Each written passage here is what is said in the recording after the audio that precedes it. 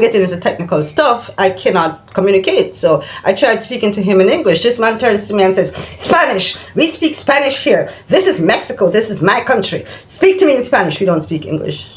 I'm like, but I'm not Mexican. I'm a visitor. No, this is Mexico, speak Spanish. So I just let it go, and I had my seat, and they decided to give me my 5-minute phone call. So they handed me my phone. And by this time, I had been disconnected from the airport Wi-Fi. So I said to him, you've started my 5 minutes, but I'm not connected to the Wi-Fi to be able to connect with my daughter. Can you please give me a few minutes so I can connect? That is not my problem. Your 5 minutes has started and you ends at 5 minutes. So I hurriedly had to tell my daughter, who had not heard from me all day. I mean, she knew when I landed, and this was like several hours later, at least 8 hours later. She's just now hearing from me, just to hear that I'm in detention. They've taken my passport, they're taking my phone, and they're sending me back home. And by the time I could get that out to her, they're like, okay, your 5 minutes are up, and they grabbed my phone out of my hand. All right, so they escort me and, some of the other people who were going back home through the airport. There was a policeman in front, there's a policeman behind, and one in the midst of us, filing us through the airport like criminals, while everybody who was standing there getting ready to go was looking at us. People were laughing, people were taking videos, because I guess they figured what was going on. Hello everyone, I hope you are all doing fine. Now, I came across this video and I felt so much emotional. This Jamaican granny was denied access to Mexico. Now, I've been talking about segregation. I've been talking about some people being treated badly just because they come from a certain country or a certain race, or they speak a certain language. So let's watch this video, then have a quick discussion at the end of it. Thank you so much. I came back to Jamaica because I had cataracts and I need to take care of that problem. I ended up spending a whole year here, and almost a year to the day I decided to return to Mexico. Now, here am I, happily, merrily telling everybody, oh, I'm going home, because by now I had started considering Mexico, I'm sorry, my home. This video will be unedited, so just please bear with me with all the mistakes. Anyway, so here am I, now happy to be returning home, reuniting with my daughter, who is a resident of Mexico, and, start my journey of building my channel. I left Jamaica on a 5:30 flight on Arajet, and that flight took me to the Dominican Republic, where I had a 9-hour layover. Okay, so for 9 hours I was sleeping on the airport benches. Now, as you may know, nowadays they set the benches up in a way where these metal prongs stick out. You can't really sleep comfortably. I wasn't about to get down on the floor. I did not get much sleep because I was up all night. And eventually we got on the flight and landed in Dominican Republic at about 7:30. Yeah, 7:30. Now, while in the Dominican Republic, as I said, it's nine hours. Get on the flight to Cancun. Now, I was at the beginning of the line in Cancun. I'm like, yay, I'm gonna get through quick and I can go through. So I approached the immigration officer. He asks me, what am I doing in Mexico? I'm like, I'm on vacation and I'm going to visit my daughter. He says, okay, you have a relative here? I said, yes. Is she a resident? I said, yes. He said, okay, well, we need to see her residency card. So I got on the phone, I called my daughter, she took a picture of her residency card and sent it to them. He says, okay, so now that we have the residency card, we will need an invitation letter. I'm like, do I need an invite to visit? Anyway, she wrote the letter and she sent it on over.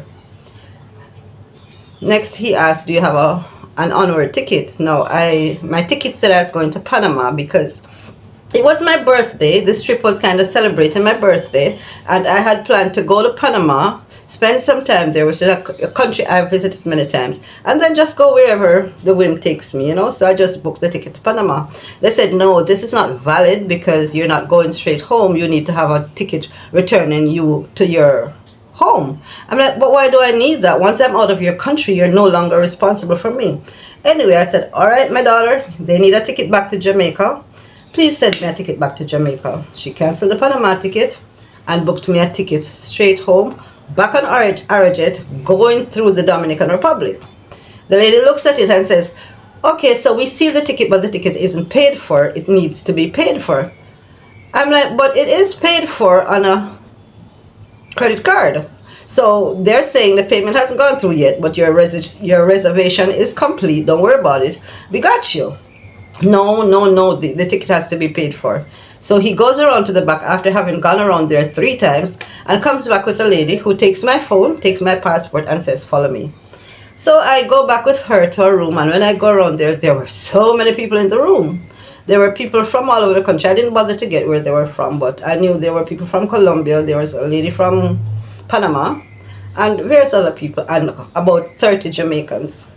So I'm sitting there. Now I noticed that all of the people in the room have a clipboard with a paper and they're filling out. They did not give me any. Nobody said anything to me. I did not know what was happening. So I asked them, can somebody please just let me know what is happening here? Sit down. So I have a seat. I'm sitting there from 8:30 in the morning. By about 2 o'clock, no one has still attended to me. So I go to them and said, listen, would somebody just please give me the courtesy of letting me know what is going on here? I don't know what's going on. Oh, ma'am, you're waiting for a second interview. If you want me to take you off of it, that's fine. Ooh, okay. So I said, okay, no problem, ma'am. And I go to sit down. Now, while I was there were some people who needed help, and it kind of, because I have lived for so long in Mexico and in so many other Spanish-speaking countries, it's automatic for me when I hear them speaking in Spanish to just respond likewise. So people are asking me to help them with translation and stuff, so I was doing that, being my busybody self. And you know, I sat there, waited. I did my interview, and somebody says to me, yeah, you're gonna be okay, we're gonna let you in. Now there was another lady sitting in the corner going, you know, doing some internet research. I don't know what it is she found about me, but at this point I saw her show the phone to a lady, and they shook their head, and at this point they said to me, oh, you're not going home, you're going back to Jamaica. I said, why? There was no explanation. Now, let me pivot here and say that they had signs on their wall that says that if you're being taken into this room for immigration purposes, you have rights. You have a right to contact your embassy. You have a right for your airline, if you're being put in a place overnight, to put you up, and you have a right to be fed. And you're also supposed to get copies of whatever documentation, whatever process they're doing, whatever it is they decide to do with you. They're supposed to give you a documentation saying what it is and why it's happening. None of this happened. Okay, so I'm trying to ask this gentleman. Now my Spanish sometimes, you know, when I'm getting into technical stuff, I cannot communicate. So I tried speaking to him in English. This man turns to me and says, Spanish, we speak Spanish here. This is Mexico, this is my country. Speak to me in Spanish. We don't speak English. I'm like, but I'm not Mexican, I'm a visitor. No, this is Mexico, speak Spanish. So I just let it go, and I had my seat, and they decided to give me my 5-minute phone call. So they handed me my phone, and by this time I had been disconnected from the airport Wi-Fi. So I said to him, you've started my 5 minutes, but I'm not connected to the Wi-Fi to be able to connect with my daughter. Can you please give me a few minutes so I can connect? That is not my problem. Your 5 minutes has started and it ends at 5 minutes. So I hurriedly had to tell my daughter, who had not heard from me all day. I mean, she knew when I landed, and this was like several hours later, at least 8 hours later. She's just now hearing from me, just to hear that I'm in detention. They've taken my passport, they're taking my phone, and they're sending me back home. And by the time I could get that out to her, they're like, okay, your 5 minutes are up, and they grabbed my phone out of my hand. All right, so they escort me and, some of the other people who were going back home through the airport. There was a policeman in front, there's a policeman behind, and one in the midst of us, filing us through the airport like criminals, while everybody who was standing there getting ready to go was looking at us. People were laughing, people were taking videos, because I guess they figured what was going on. Hey everyone, Ellie here, and today we're diving into why it can be surprisingly tricky for my fellow Jamaicans to trade in their jerk chicken for some tacos and tequila in Mexico. You see, while on the surface, Jamaica and Mexico seem like two peas in a pod.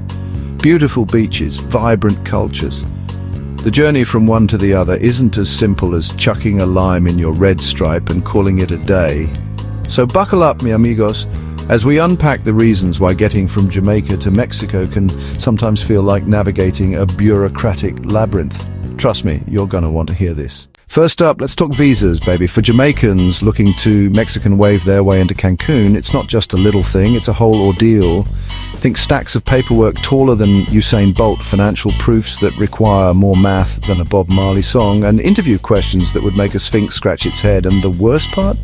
Even after jumping through all those hoops, there's no guarantee your application will be approved. It's like playing visa roulette. Except the house always wins, and the prize is a stamp that lets you spend your hard-earned Jamaican dollars in Mexico. So yeah, the visa situation definitely needs some work. Okay, so let's say you've somehow managed to conquer the Visa Mount Everest and have that little golden ticket in your passport. Victory, right? Well, hold your horses, amigo, because now it's time to talk money. Because here's the thing, even if you're lucky enough to get that Mexican visa, the financial burden of actually getting there can be steeper than a shot of tequila after a night of dancing to mariachi bands. Think about it. Flights, accommodation, food. Those little souvenirs you pick up for your auntie. It all adds up faster than you can say, dos cabezas, por favor. And let's not forget about the hidden costs, those sneaky little devils that pop up like unwanted weeds in your perfectly manicured lawn. For many Jamaicans, especially those working hard to make ends meet, the financial reality of traveling to Mexico can feel like an impossible dream. Now, let's shift gears for a second and talk about the bigger picture, the political tango between Jamaica and Mexico when it comes to travel. This isn't just a simple matter of hopping on a plane and jetting off to a new destination. No, it's a complex dance that involves a myriad of factors, from historical ties to diplomatic negotiations, and yes, a fair amount of bureaucratic red tape. Because, believe it or not, sometimes getting from point A to point B isn't just about logistics, it's about history, diplomacy, and a whole lot of red tape. The travel policies between these two nations are a testament to how intricate international relations can be. It's not just about the physical journey, but also the political and administrative hurdles that need to be navigated. Unlike some other countries that have this whole reciprocal agreement thing going on, you scratch my back, I'll scratch yours, Jamaica and Mexico haven't quite gotten to that stage of the relationship. While some nations have streamlined their travel policies to foster easier movement, Jamaica and Mexico are still in the process of negotiating the terms of their travel agreements. It's like they're at that awkward talking stage of international relations, where they're still figuring out the whole visa situation. Both countries are keen on improving their travel policies, but the path to a seamless travel experience is fraught with challenges. From security concerns to economic considerations, there are multiple layers to this diplomatic puzzle. And while both governments have made some strides in the right direction, there's still a long way to go before we see a future where Jamaicans and Mexicans can seamlessly explore each other's countries. Efforts are being made to simplify the visa process, enhance mutual understanding, and build stronger bilateral ties. However, these changes take time and require sustained effort from both sides. So yeah, the diplomatic dance between Jamaica and Mexico, it's a work in progress. But with continued dialogue and cooperation, there's hope that one day the citizens of these two vibrant nations will be able to travel freely and experience each other's rich cultures without the current bureaucratic hurdles. Until then, we watch and wait as this fascinating tale of two travel policies continues to unfold. Okay, let's address the elephant in the room, or should I say, the stereotype in the sombrero. Because let's be real, sometimes the reason why travel is difficult isn't just about paperwork or money, it's about perceptions, about those pesky little preconceived notions. Unfortunately, Jamaicans sometimes find themselves on the receiving end of negative stereotypes, especially when it comes to immigration. There's this fear, often unfounded, that we're all going to pack our bags, trade in our Blue Mountain coffee for some Oaxacan beans and never look back. So yeah, the stereotype struggle is real, and it's something that needs to be addressed. Now let's talk about the actual journey, the getting from Jamaica to Mexico part of the equation. Because you'd think that in this day and age, with planes flying every which way, getting from one Caribbean neighbor to another would be a breeze, right? Well, not so fast, my friend, because while Jamaica might be surrounded by water when it comes to direct flights to Mexico, it's more like a desert than an ocean. We're talking about limited options, long layovers and itineraries that look more like a game of global hopscotch than a relaxing vacation. So yeah, the journey from Jamaica to Mexico, it's not for the faint of heart or the light of wallet. Now let's talk about culture, baby. Culture is the heartbeat of any society, the rhythm that keeps it alive and vibrant. Because traveling isn't just about seeing new places, it's about immersing yourself in different cultures, trying new foods, and maybe even learning a few phrases in the local lingo. It's about stepping out of your comfort zone and embracing the unknown. But when it comes to Jamaica and Mexico, there can be a bit of a cultural and linguistic gap that needs bridging. These two countries, though geographically distant, share a rich tapestry of traditions and histories that are both unique and fascinating. You see, while both countries share a love for good music, good food and good vibes, their languages spoken are as different as reggae is from mariachi. In Jamaica, the lilting tones of patois fill the air, while in Mexico, the passionate sounds of Spanish dominate. And while you can probably get by with a few hand gestures and a smile, let's be real. Communication is key to a truly immersive travel experience. It's the bridge that connects hearts and minds, allowing for deeper connections and understanding. So how do we bridge this gap? It starts with promoting cultural exchange programs, encouraging language learning, and fostering an environment where curiosity and respect for each other's traditions are paramount. Well, it starts with promoting cultural exchange programs, encouraging language learning, and creating opportunities for people to come together and share their stories.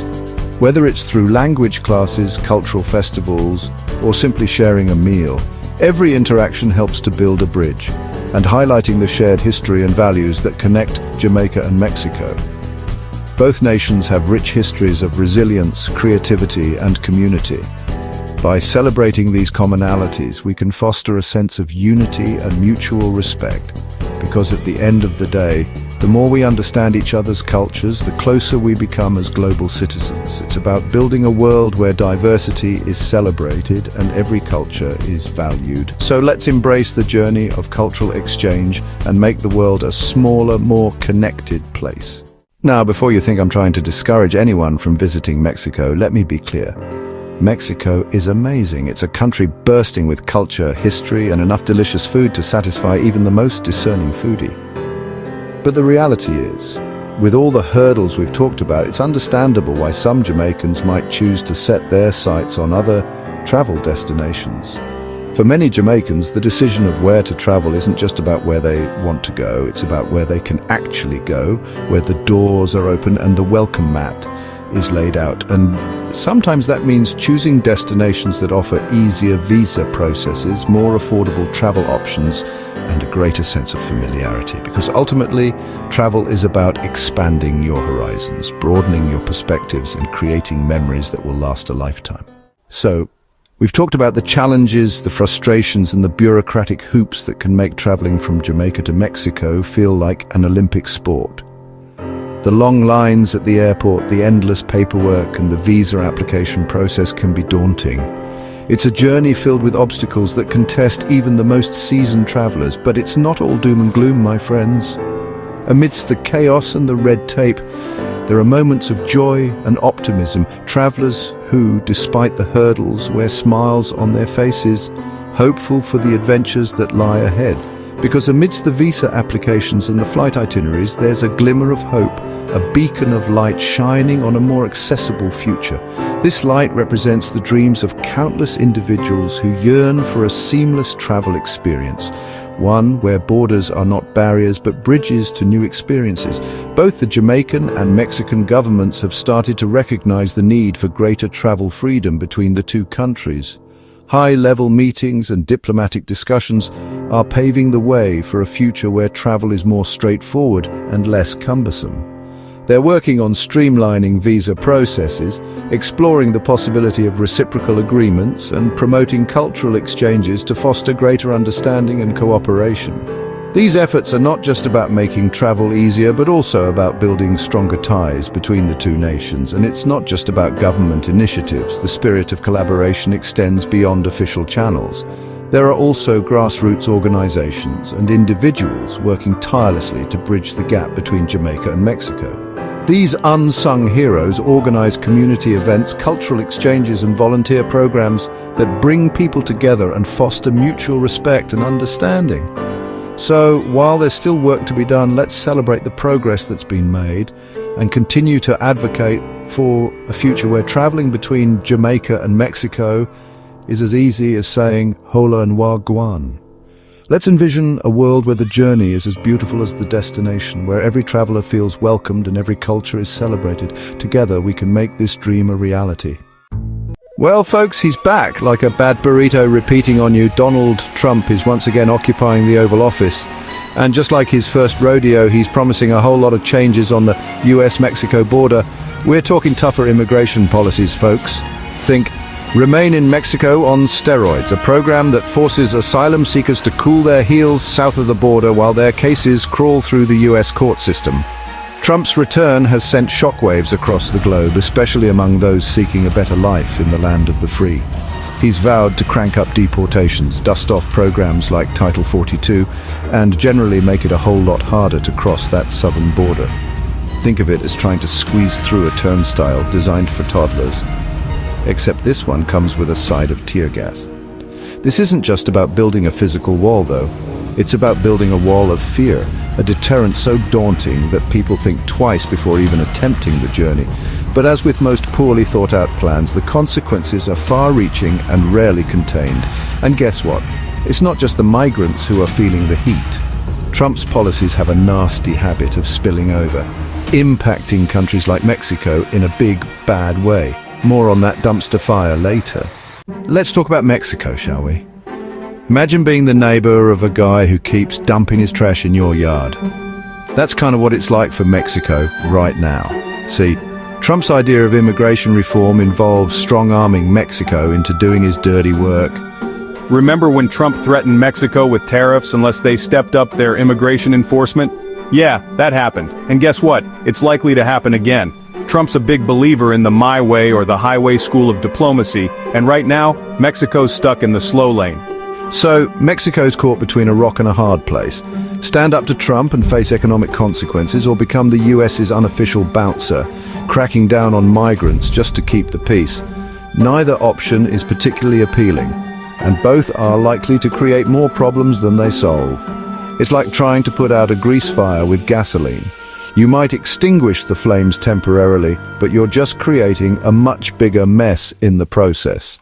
And as always, it's the little guy, the everyday person caught in the middle who ends up getting burned.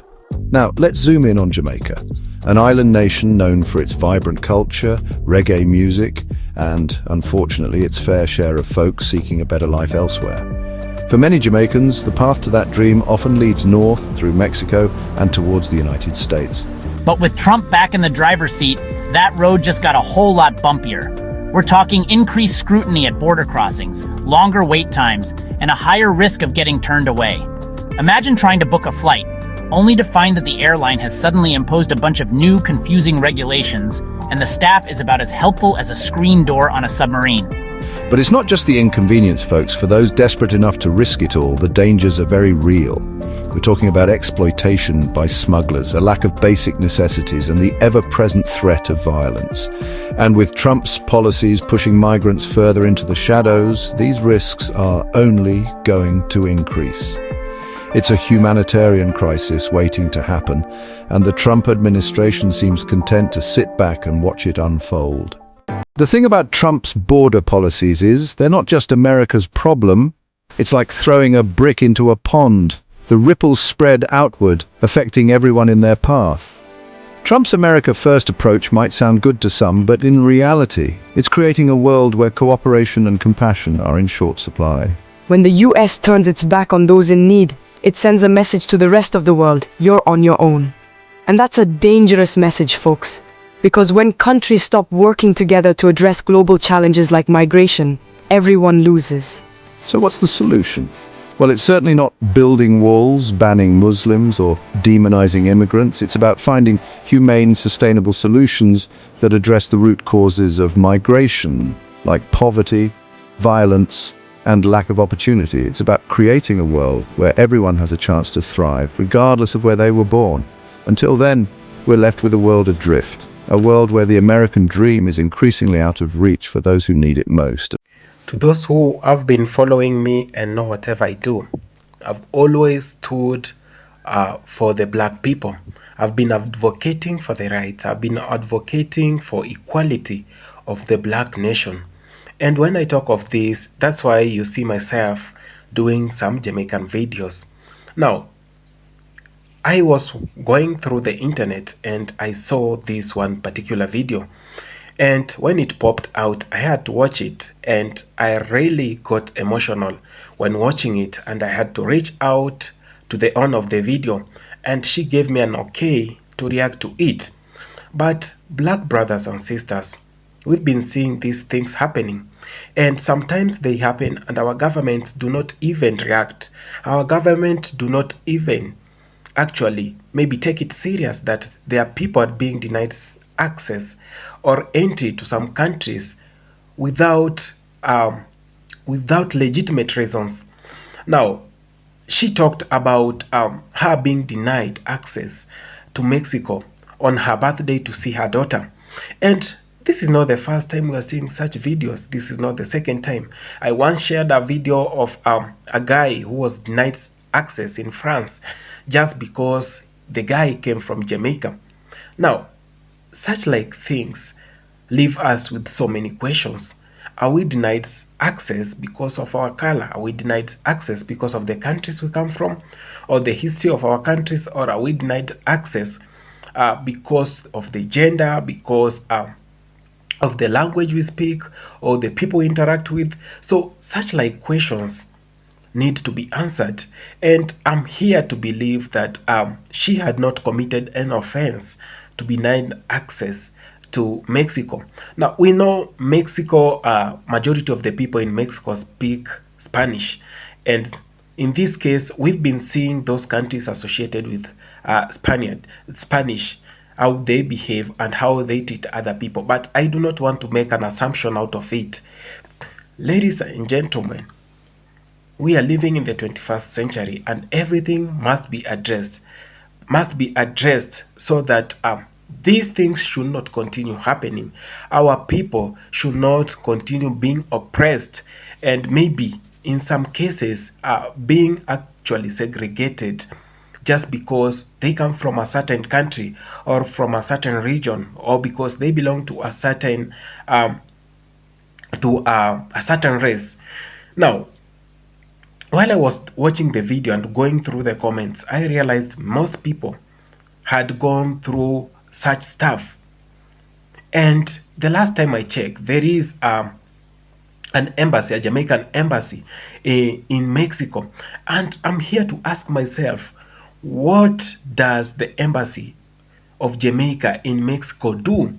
If the people of Jamaica, if Jamaicans could actually go to Mexico, be denied access and they can't get help. So, and we know the role of embassies. One, they play a role to make sure that the people living in that country, one, are treated equally.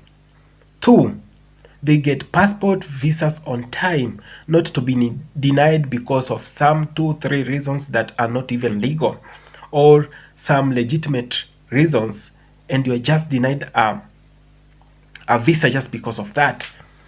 Now, this is the time we should be addressing such matters. I feel like we are not doing enough to end these things. If a woman of our age can be denied access, if actually she could be treated that way, what of someone in their 20s or in their 30s? That's why we've been seeing cases of people being deported from the UK and many other countries. They were born, raised there, they have been there the whole of their life, but still they're being deported. For some, I do call them minor reasons. Those things that can be taken to court and be discussed maybe and be solved in a given way. But they decide to deport them just because they feel like they do not belong there, or they are not of the same race as the people, the dominant people, or the majority of the population in that country. This is the time we should actually address matters affecting ourselves. Let's not focus with their problems. Let's focus with our problems. This is the time, Jamaicans, you can air such matters out. Let the world know how you are being treated outside your country. You shouldn't be denied access just because you come from a certain part of the world, or because you don't speak a given language, or because of your race. People should be treated with dignity and equality. In this case, there must be fundamental things that should be considered. If the person is coming into that country legally, then he should be treated legally. Such things get me emotional because we as black people, I feel like we are fighting ourselves and we are not addressing these matters. I'm sure if it was a white person ranting over the internet over such matters, it could be trending. But just because it's a just normal person, we don't take it. We just take it for granted and we never take it serious. So this is the time, brothers and sisters. Let's focus on whatever is affecting us. Let's help our brothers and sisters who are living in the diaspora to air out their problems. If she was going just to Mexico to see her daughter on her birthday, now what if she was living there? I can't imagine what some other people go through in these foreign countries. So I felt bad about this video, and you can share this video widely so that the people in Jamaica and in the Caribbean and in Africa and any other part of the world can be informed of whatever is happening. So when they travel with much caution, and they know countries that they can try to avoid, or countries that restrict some people who come from different or a given part of the world. Thank you so much for having taken your time to watch this video. I appreciate so much. One love.